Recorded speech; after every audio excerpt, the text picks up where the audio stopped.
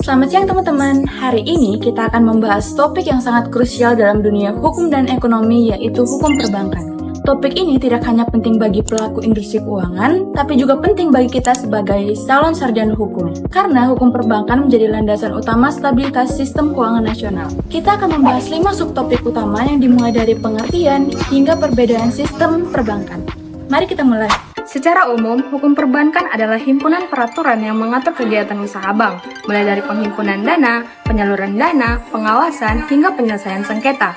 Hukum ini lahir dari kebutuhan untuk menjaga kestabilitasan ekonomi nasional melalui sistem keuangan yang tertib dan stabil. Nah, adapun sumber-sumber hukum perbankan di Indonesia itu sangat beragam. Contohnya adalah yang pertama, Undang-Undang Nomor 10 Tahun 1998 tentang perbankan. Undang-undang ini menjadi dasar utama bagi bank konvensional. Kemudian ada Undang-Undang Nomor 21 Tahun 2008 tentang perbankan syariah. Dan yang ketiga itu ada banyak peraturan pelaksanaan, misalnya dari OJK, contohnya yaitu adalah peraturan OJK nomor 46 tahun 2017 tentang pelaksanaan fungsi bank umum, kemudian ada dari Bank Indonesia, dan fatwa dari DSN MUI untuk bank syariahnya. Asas-asas hukum perbankan adalah prinsip dasar yang menjadi pedoman operasional lembaga keuangan. Pertama itu ada asas kepercayaan. Bank harus menjunjung tinggi transparansi dan integritas untuk menjaga sistem kepercayaan ini. Selanjutnya yang kedua ada asas kehati-hatian atau prudential principle. Ini adalah prinsip penting dalam pemberian kredit, pengelolaan dana, investasi.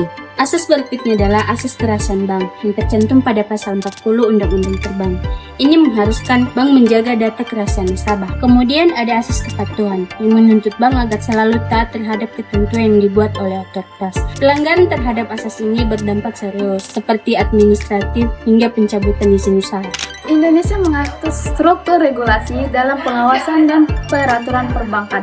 Peran utamanya ada 3, yaitu Bank Indonesia, OJK, dan LPS. Bank Indonesia berfungsi bank sentral. Fokus utamanya ialah mengatur peredaran uang dan pengelolaan sistem uang. Walau sejak 2011, pengawasan bank diserahkan oleh OJK. Otoritas Jasa Keuangan atau OJK memiliki kewenangan sebagai pengawas sektor jasa keuangan secara mikroprudensial. OJK mengatur teknik operasional bank seperti tata kelola, rasio keuangan, perlindungan konsumen, pemberian izin usaha bank. Lalu ada lembaga penjamin simpanan atau LPS yang menjamin dana nasabah hingga 2 miliar rupiah per orang per bank. LPS juga berfungsi sebagai lembaga penyelamat jika ada bank yang mengalami krisis gagal bayar atau krisis likuiditas. Nah, teman-teman, sekarang kita masuk ke praktik hukum perbankan, yaitu kredit, jaminan, dan sanksi. Salah satu praktik utama dalam hukum perbankan adalah perjanjian kredit. Ini adalah perjanjian hukum yang terjadi saat bank menyalurkan dana kepada nasabahnya yang isinya mencakup jumlah pinjaman, bunga, jangka waktu, jaminan, serta hak kewajiban bagi kedua belah pihak. Kemudian perjanjian kredit harus dibuat secara tertulis dan sah menurut hukum perdata, serta tunduk pada prinsip kehati-hatian. Nasabah harus melewati proses seleksi yang sangat amat rumit, seperti seleksi dari analisis kredit dan BI checking. Sebagai bentuk perlindungan, biasanya bank mensyaratkan jaminan. Jaminan bisa bersifat kebendaan seperti tanah, kendaraan, atau surat berharga, atau fiduasi dan hak tanggungan, atau personal guarante dari pihak ketiga. Jika nasabah investasi bank dapat mengeksekusi jaminan melalui mekanisme lelang atau gugatan perdata. Namun jika investasi disertai dengan unsur penipuan atau pemalsuan, nasabah juga dapat dikenakan sanksi pidana. Di sisi lain, bank bisa disanksi jika melanggar peraturan, misalnya membocorkan data nasabah atau melakukan praktik perbankan kecurangan. Agar lebih nyata dan aplikatif, mari kita lihat contoh kasus hukum perbankan yang terjadi baru-baru ini di Indonesia. Yuk kita mulai. Kasus ini terjadi di BRI unit Katalim Baru, Medan pada November 2024. 2 orang mantan kepala unit BRI yaitu Erwin Handoko dan Muhammad Junet terlibat dalam penyalahgunaan wewenang. Mereka menyalurkan kredit usaha rakyat atau KUR dengan menggunakan identitas nasabah palsu, dan dana yang dicairkan justru digunakan untuk kepentingan pribadi mereka.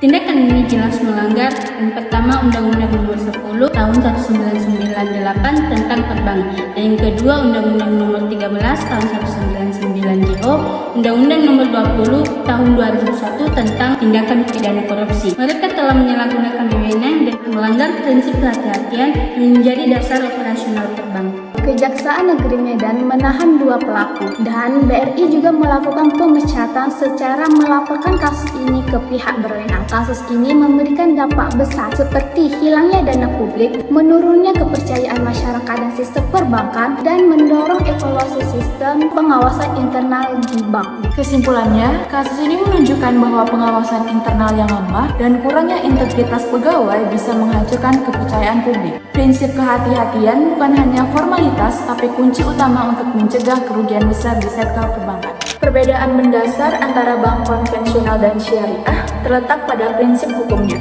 Bank konvensional beroperasi dengan sistem bunga sebagai kompensasi pinjaman yang sah menurut hukum perbankan. Sementara bank syariah beroperasi berdasarkan prinsip hukum Islam yang menolak riba, grahar atau ketidakjelasan, dan maisir atau spekulasi. Sebagai gantinya, bank syariah menggunakan sistem akad.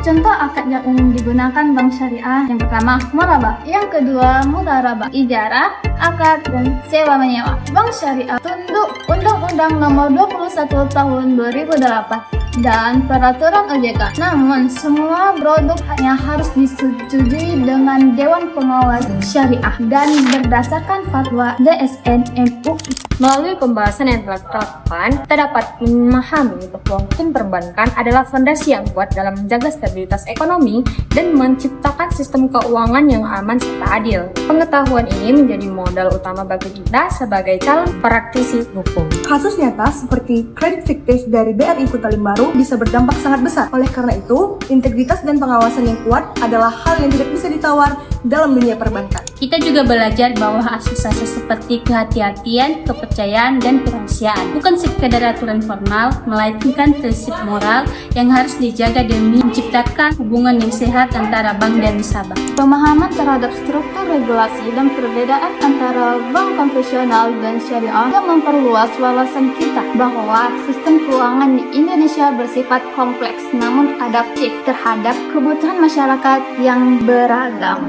Semoga diskusi hari ini menambah semangat kita untuk terus belajar dan berkontribusi dalam menciptakan sistem hukum perbankan yang lebih baik di masa depan. Terima kasih atas perhatiannya, sampai jumpa lagi.